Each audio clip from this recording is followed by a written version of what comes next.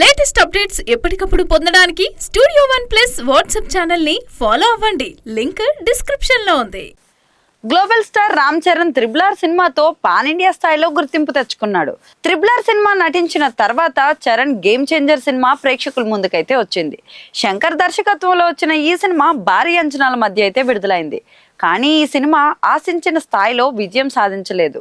రామ్ చరణ్ చివరిగా game changer సినిమాతో ప్రేక్షకుల ముందుకొచ్చారు. శంకర్ దర్శకత్వంలో వచ్చిన ఈ సినిమా భారీ అంచనాల మధ్య విడుదలైనా కానీ ఈ సినిమా ప్రేక్షకులనైతే బాగా నిరాశపరిచింది. కానీ ఈ సినిమా ఓటీటీలో ఆకట్టుకుంది. ఇప్పుడు ఇక పెద్ద సినిమాతో ప్రేక్షకుల ముందుకు రానున్నాడు రామ్ చరణ్. ఉప్పెన సినిమాతో బ్లాక్ బస్టర్ హిట్ అందుకున్న బుచ్చిబాబు చేస్తున్న రెండో సినిమా కావడంతో మరింత హైప్ అయితే నెలకొంది.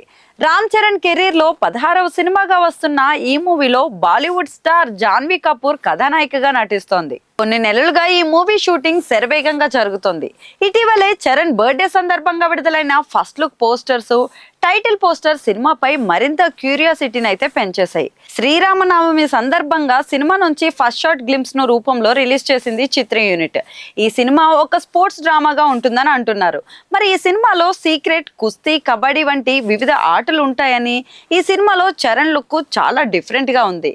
ఇక ఈ సినిమా షూటింగ్ శరవేగంగా జరుగుతుంది. పెద్ద సినిమాకు ఏఆర్ రెహమాన్ సంగీతం అందిస్తున్నారు.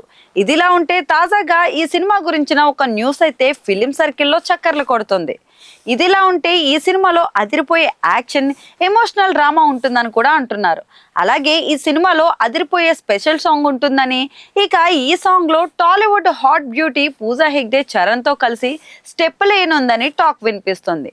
మొన్నటి వరకు యంగ్ బ్యూటీ శ్రీలీల పెద్దలో స్పెషల్ సాంగ్ చేస్తుందని టాక్ అయితే వినిపించింది.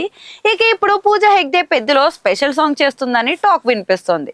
గతంలో చరణ్ నటించిన రంగస్థలం సినిమాలో పూజ జిగేల్ రాణి అంటూ అదరగొట్టేసింది. ఇక ఇప్పుడు మరోసారి గ్లోబల్ స్టార్ తో స్టెప్పులేసేస్తుందని అంటున్నారు.